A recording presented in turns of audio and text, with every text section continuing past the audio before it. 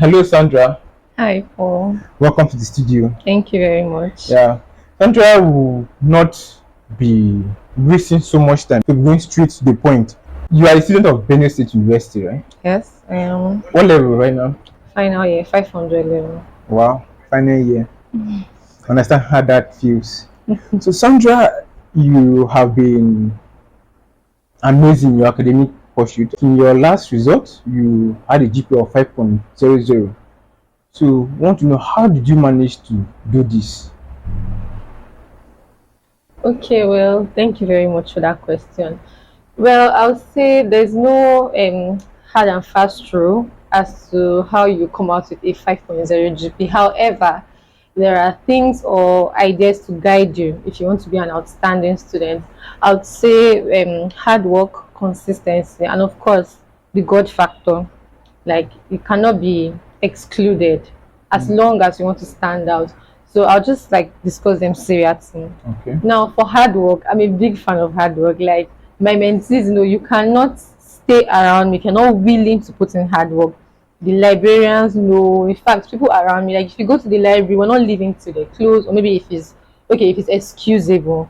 And then we have to make sacrifices, this thing of suffer now and enjoy later. Yeah. I believe in that so much. Like, you have holidays, you have breaks and other things. So why not just do what you have to do in school? Like, I'll give you an example. I had there was a time when I resumed. You know, when you resume and everybody is excited, and you look good and all. Yes. And then during exam Just like period, you're looking right now. thank you. And then during exam period, people are already asking, "What happened? Where's your cheeks? What happened to you?" I went through. I won't like it got to me. I was like, I'm losing so much weight. People are saying snide remarks and all of that. But then whenever I go home and then I return looking, in fact, times two of how I used to look, better and all.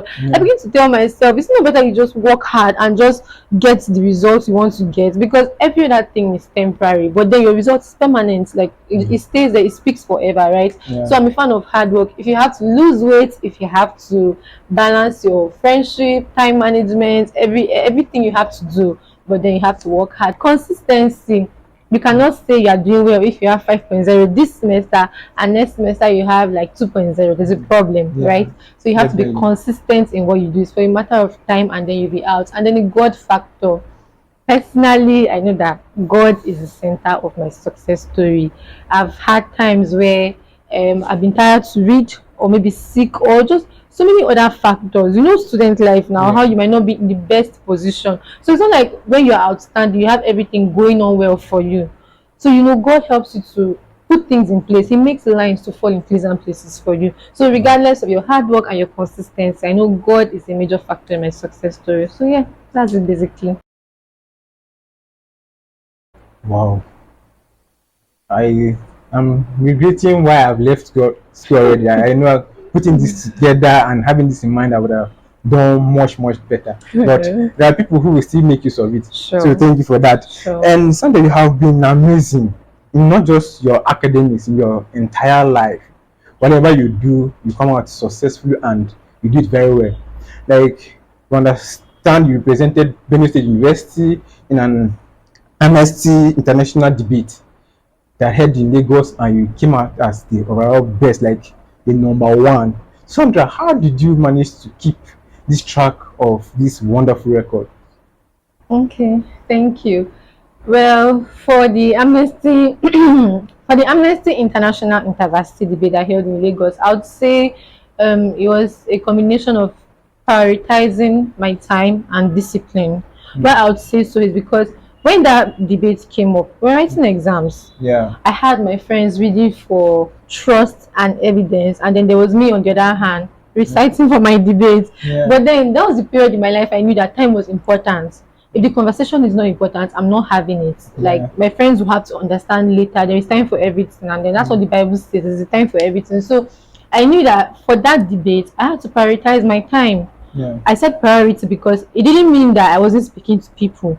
It didn't mean that I wasn't doing other things, but then it was just priority. And then discipline. For that period of time, you've accrued to your rehearsal. Are you really rehearsing? You've prioritized your time, yes, but are you really doing what you said you wanted to do? So for that Lagos competition, I knew it took a lot of discipline, a lot of saying, I have to do this, I have to do this, regardless of my exams, regardless of, in fact, every other thing I had to do, even as little as even going to eat, I'll say, okay, I have to complete this task before I move on to the next one. And so, yeah, I know that even at in Lagos, when we're rehearsing the night before, if it takes you not to sleep, it's Yeah. fine. Because after the competition and after I won, of course, sleeping was, if I wanted to sleep the whole time, I could Yeah. sleep. But then the little sacrifices we make, it still falls back to priority and discipline. Wow. How does it feel to win, to come your overall best at such an event? Well, I won't like the feeling is surreal. Like I was very, very excited and elated. Having competed among students across Nigeria, we had so many schools that put in for that competition, and for every stage that I was able to succeed, it was like the adrenaline I needed to keep alive. Like it was the inspiration I needed. So for like maybe like the semi-final stage, maybe the quarter-final stage, when you see that you're able to go out there, even in the midst of like 9 people, you're able to Yes. scale through to the next stage. I feel like me that's all the motivation I need. So whether it has helped me because whether it's a competition nationwide, worldwide, like diligently taking steps on my own ladder of success, I'm able to know that okay, I can actually be at the top, and there's a spot for me at the top. So yeah, that's Thank you so much. Um, do you just focus on your academics or you have social activities you indulge yourself in? of course I have social activities. So, how then did you combine these social activities with your academics? Yes, for me, it falls back to priority. Now, here's the thing. I know we all did economics in secondary school. There's something called scale of preference, right? Yeah, I It know. doesn't take out other things on your to-do list. It just puts them in their place, right? So, same thing with me. If I have a social life, it should not be topping when I'm in school. If I have a religious life, it should not be topping also when I'm in school. Of course, there's a personal relationship with your maker that you have to frequently lubricate. That's your morning devotions, talking to God, asking for directions, and all of that. But then it doesn't mean that when you're in school, you're doing what people that are out there, maybe they're in the ushering department, they're in the choir department, they're no. So it falls back to your skill of preference. What are you prioritizing in school? I have a social life, but when I'm home, those things can come in place. In fact, immediately I'm home, I go back to another person. Why? Because there's enough time for me to explore whatever I want to explore. But then when I'm in school, I have to behave like a student. Of course, when you're in Rome, you act like Rome. So you could have a list of what you have to do as an individual. I have to be here. I have to go to the library. I have to go to the market. I have to be at so time. But then what helps you is, of course, I have a to-do list. I learned that from my pastor, Dr. Pastor Pauline Nenche. He says every day he's ticking his list. He feels that sense of fulfillment, and it helps because if I say the first thing I have to do on my scale of preference is this, at the end of the day, I'm able to tick all my boxes. Trust me, the level of fulfillment. So same goes with your lifestyle, your social life. Just prioritize it, and you'll be fine. Okay, thank you. We understand students complain like, okay, because as a law student, I'm involved in chamber activities, this, that, in class fund, in that, and all these activities, and they say some of these things take their time and prevent them from giving the reasonable time to their academics. So, were you involved in any of these activities? Of course, of course. I'm a very proud class night. I'm involved in class fun activities. I attend fellowship every Wednesday, unless it's in fact very, very, very inexcusable for me not to attend. Like I cannot make it to the fellowship. If not, I doubt I've missed fellowship maybe like once or twice. So I would say as a student, you have to master the act of balance. You have to just balance every sphere, and then it starts from your mentality, right? The Bible says as a man thinks in his heart, so is he. So if you already see yourself that you're not able to balance all of these things, you cannot work. If your mindset, you're already approaching your school life from a defeatist perspective. You're already saying, if I put my hand here, here, I can't do what I'm supposed to do. Trust me, there's no amount of effort you put into it that will work. But then, if you're able to see that, if, regardless of the fact that I'll attend fellowship, I'll read my books, I will not let one take the place of another. Law is a very jealous course, very, very jealous. So you cannot be giving 50-50, or you cannot be giving even 60-40. It's still very poor, very, very poor. So in school, you should be looking at least your academics will take like the bulk of your time. It will be like the fulcrum of why you are in school. Every other thing will fall in place later. So chambers, like my mentor always say, those are extracurricular activities. It doesn't stop you from being extra. So whether you are standing out in chambers, in debates, in fellowship, those are still extra. Whatever brought you to school is the main activity. Every other one is extracurricular activity. Can you say your involvement in chambers and in the fellowship have helped in your academic performance? Of course, of course. Nobody is an island of himself, or you cannot succeed all by yourself. We need people. And if you ask me, human beings are the most valuable assets. I joined chamber activities, and in fact, that was the first time I addressed a crowd. That was the first time I did my debate. It was from there that people began to harness my potential. When I speak, there's something about you, there's something about, why don't you do this debate? Fellowship, that's where I get directions, that's where God talks to me and all of that. I don't do things on my own casually, I get instructions. So it has helped me a lot. The only role you have to play as a person is trying to implement, like, what you say you do is what you do, trying to ensure that balance. Every other thing that is happening, you need it. You need fellowship, you need chambers activities. Chambers will help you with mood score. They don't teach practicals in school. So how do you learn how to move motions, adopt processes if you don't involve in chamber activities, right? So you need all of these things to make you a whole student, a wholesome student, but they're not forgetting your primary aim of why you're in school is to stand out in your academics. The boards don't lie. So if your result is not reflecting what you are doing in fellowship, is not reflecting what you are doing in chamber activities, how then do people draw inspiration from you? So you are doing these things also as a motivation to stand out in your academics, so that people can involve in these things smartly, and they're not just doing it blind. They've seen somebody that is involved in all of these things and is still standing out. So it like creates a pattern for them to follow. Okay. I want to ask. Okay, why did you decide to study law? I missed so many courses. What made you study law? Should I tell you my own story? My own story. Okay, I wanted to read engineering, in fact, automobile engineering specifically, but I ended up studying law. I, that's a story for another day. Let's hear your own. We are hearing your story for today. Okay, about law. While growing up, of course, we all had expectations that our parents had. Our parents had the course they wanted us to read in our head. My dad wanted me to study law. My mom, for whatever reasons they had, I was an extrovert while I was young. For now, I would say I'm an ambivert, of course, because I'm learning how to balance both being in your reserved time and then knowing when to speak out. But when I was little, in fact, there's something called an extreme extrovert. I like to talk. I was like, when they say a child is too sharp. Yeah. So you know how everybody say, this one, the law. So that was their own definition of what they saw. But far from it, I had parents that, of course, my both parents are teachers, so they can be able to tell what is good for the goose and what is good for the gander. So my both parents, they saw advocacy, they saw public speaking, they saw all of that things that make up a law student, and then they said, okay, you'll be good for law. It wasn't imposing, you'll be good for law. So I got into secondary school. I was so good in French. My teachers, everybody, my teachers would gift me French texts, like novels, Kofi Annan, all of them. In fact, my jam, they were so excited. I went to fill it. So when my mom came and she saw that I had already filled French in my jam form, she was so angry. She tore it. She was like, what is wrong with you? These people are giving you marks. You know, she went to the guidance and counseling. She was just shouting, people are dashing the students marks, people are not strict. But that wasn't even true.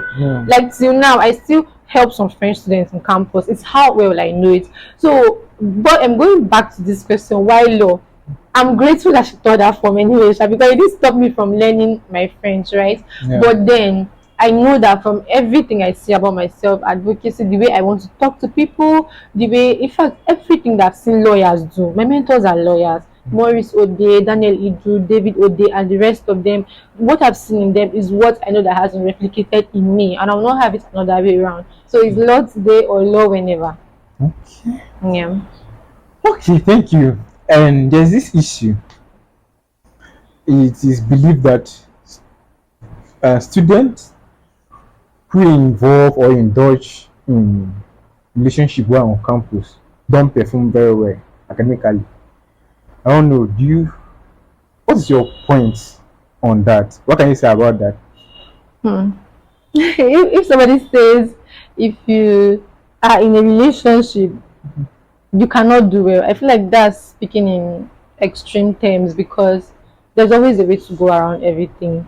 Yeah. For me personally, I would not advise a student Yeah. at the younger levels to be in a relationship. This is because, in fact, as we grow, our taste changes, our mind expands, we get exposed. If in fact, many of us are guilty of this. The kind of guys we used to like those days, when we Yeah. were growing up, all those pink clips, those Korean boys, and wearing whatever, all those crazy jeans, they don't interest me anymore. So imagine the kind of time I would have expended into a relationship of that nature, Yeah. which I would have put into something better. So if you ask me, people that are just coming up 100 level, 200 level, 300 level, and in fact, it's you that know yourself in 400 level. I feel like if you're not able to, it's very delicate. If you're not able to manage it, you waste your time. Yeah. And time is very precious. Time is irreversible. It doesn't wait for anybody. But then on the flip side, like I said, if you say you don't succeed in your academics, that's speaking in extreme terms. Because on the flip side, you need people. So what if your partner is in your own line of journey? What if that's the way God has placed that person to help you, to walk you in this your journey, or in this your career, or what have you? So if you notice, like I said, your taste changes, you become exposed, you begin to see. Some people don't even know they'll marry pastors until the way they grow. They begin to see that, okay, this is who actually helped me in my spiritual journey. You don't know you marry a lawyer, but then imagine, like I said, you're just three. Those things don't cross your mind, right? So you can be in a relationship and still excel academically if your partner is understanding. He knows what it is to balance time. Okay, well, let me be very personal because I know people watching this video will begin to say I was curious. So I wanted you to are ask. in a relationship. I wanted to ask. Okay, my partner is a lawyer, first off. Yeah. My partner is a first class lawyer at that. Wow. So he's somebody that wants you to stand out if you want to identify with him. Might be pressure to some people, but me is the motivation I need to stay in line. The same way he's renowned elsewhere is the same way I'm renowned. So how do you identify with, in quotes, a failure if you're not doing well? So these are the things that like me now personally, I'm not attracted to people in other field. I don't know why. I've grown out of it. So like I said, what if your partner is just how God has placed it to be to help you? Because I won't lie, he's been very instrumental in all of this. The points I go out to say on stage, the debates, everything, we stay all night to bring these points together. He gives me very recent authorities. The ones that when you say, people begin to say, are you serious? They begin to look out for it, you see. So at that point now, me being in a relationship is not to satisfy sexual pleasures, is not for romance, is not to make me elevate me to a status in society. In fact, I don't even look at it like in quotes what people call a relationship. That's just fulfillment for me. It's God just satisfying me early. It's God helping me to fulfill my destiny on time with somebody that is very relevant to me. So I won't just go out there and give you a very ambiguous advice. Be in a relationship, don't be in a relationship. No, I won't do that. I'll just tell you to be very careful because your taste changes with time. So you need to be very matured emotionally. Those things that attract that makes you attracted to guys, or those things that make guys attractive to you, they change over time. So for me, I will not say don't be or be in, but just be very careful, very very careful. Thank you so much. Yeah. What is your advice to this student out there? Okay, of course, advice is very inexhaustive, but then I would say just learn. In fact, that's something that has helped me over time. I won't lie. Just learn to prioritize.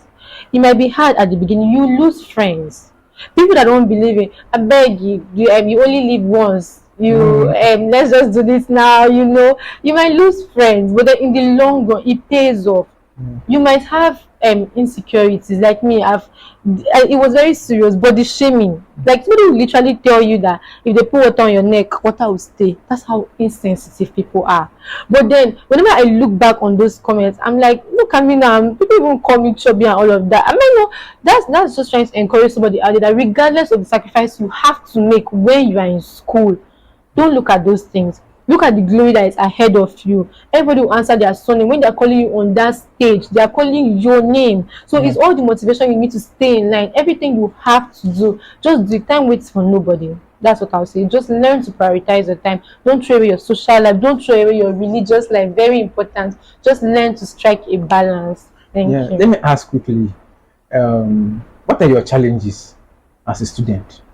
What are the things you feel maybe you would have done?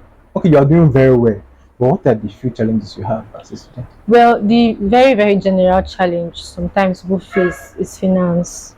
Mm. You know, every resumption, like I cringe every time it's first semester Yeah. because accommodation, your fees, before you get accommodation, you have to pay your fees, you have to stay alive, eat food. Like general, I don't know, I won't speak for those that were born with silver spoons, but general challenge is finance. But that's just like most times for resumption when I want to resume school. And then secondly, activities can be very demanding. Yeah. For somebody who likes to put her A game in everything she's doing, you know that it takes a lot. Yeah. It takes a lot. So even when I'm involved in chamber activities or my academics or religion, I know that I'm not going to be doing average. I'm not going to be doing moderate. So it's quite different for you.